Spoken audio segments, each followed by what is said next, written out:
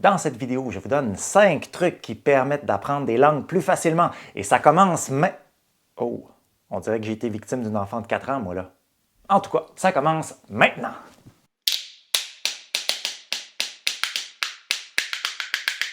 Premièrement, à mon avis, le plus important, c'est de s'entourer le plus possible de la langue qu'on désire apprendre.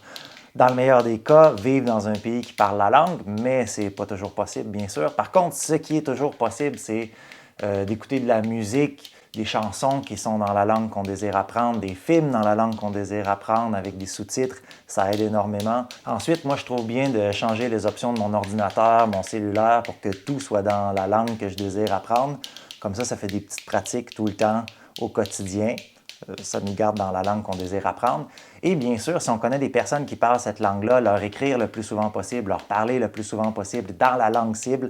Et après, si ces relations-là avec une personne qui parle la langue se développent et on finit en couple, ça aide aussi. Moi, je veux connaître ta langue de toutes les façons possibles. Mais c'est optionnel. Deuxièmement, un truc super enfantin, mais que j'adore pour élargir son vocabulaire, surtout au début, c'est de mettre des post-it, donc des autocollants sur tous les objets de la maison dans la langue cible. Et comme ça, on les revoit tout le temps au cours de la journée et la répétition fait qu'on apprend ces mots-là très, très facilement, sans effort. Et même la couleur et la grandeur des papiers qu'on utilise, qu'on colle comme ça aide à se remémorer certains mots. C'est un truc cognitif, même si ça sonne très enfantin, encore une fois. Troisièmement, un truc qui demande d'être très têtu, mais qui aide à la longue, c'est de refuser de parler une autre langue avec les gens qui parlent la langue cible. Moi, par exemple, quand je suis arrivé à Berlin, j'ai prétendu que j'étais français et que je ne parlais pas anglais.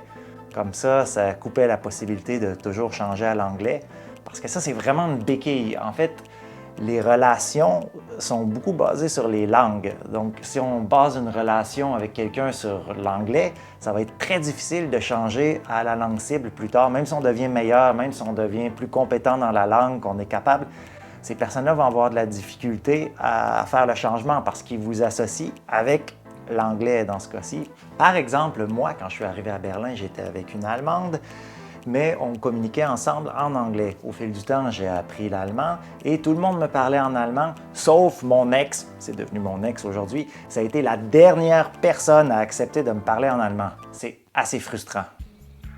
Moi, les langues, là, je me stresse pas trop avec ça. Je prends ça relax. Mais tu sais, je me stresse pas trop en général non plus.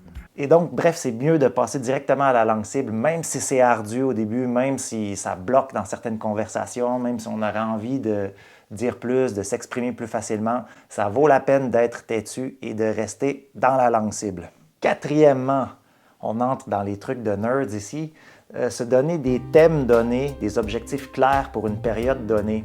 Donc, par exemple, se préoccuper pendant quelques jours sur les saisons, la température. Les manuels d'apprentissage des langues sont aussi basés sur ce principe-là, mais c'est pas pour rien, parce qu'en fait, ça aide de rester dans un certain thème donné et ça permet de l'appliquer également au quotidien si on rencontre des gens qui parlent la langue, de dire « Ah tiens, je peux m'entretenir sur un tel sujet ou sur un autre sujet ». Ça aide et tout de suite, ça combine la théorie avec la pratique. Tandis que si on apprend des mots ou des concepts comme ça un peu de n'importe où, c'est plus difficile de les structurer et de les garder en mémoire par après. Bien sûr, par contre, c'est inévitable. Il y a certains principes grammaticaux comme la conjugaison, l'ordre des mots dans une phrase, ça, il faut étudier. Mais ça constitue quand même un thème, en quelque sorte, de se concentrer, par exemple, sur le passé d'un certain type de verbe. Et après ça, on note qu'on fait des progrès et ça aide, ça motive à continuer, même si c'est parfois une période difficile, parce que bon, la grammaire, on ne se cachera pas, c'est une partie un peu plus difficile dans l'apprentissage des langues et moins palpitante, mais ça aide. Numéro 5! Là, on devient très nerd, très élève modèle, mais je vous promets, ça fonctionne.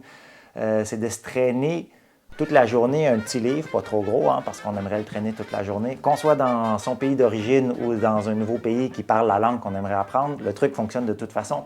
C'est de noter les nouveaux mots, les nouvelles expressions qu'on a appris, les nouveaux concepts, noter ça court dans son petit livre et le garder jusqu'au soir et de réviser ces choses-là le soir avant de dormir ou le matin En fait, le mieux, les deux, hein? Le soir et le matin, réviser ces choses-là.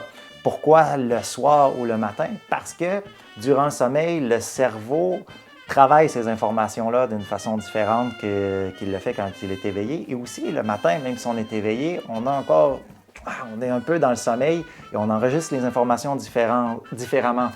Le sommeil paradoxal est le dernier stade d'un cycle de sommeil et renforce les capacités mémorielles. Les cycles se répètent de 4 à 6 fois par nuit et le sommeil paradoxal devient de plus en plus long à chaque cycle, atteignant son paroxysme le matin juste avant l'éveil. Le matin juste après le réveil constitue donc le moment idéal pour apprendre.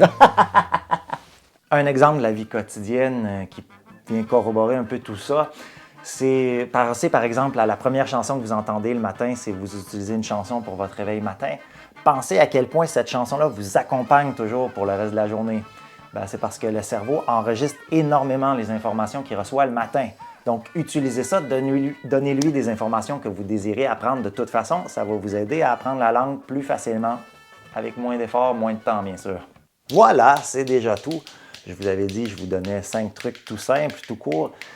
Ils peuvent sembler aussi tout cons, mais je vous promets, ça aide vraiment.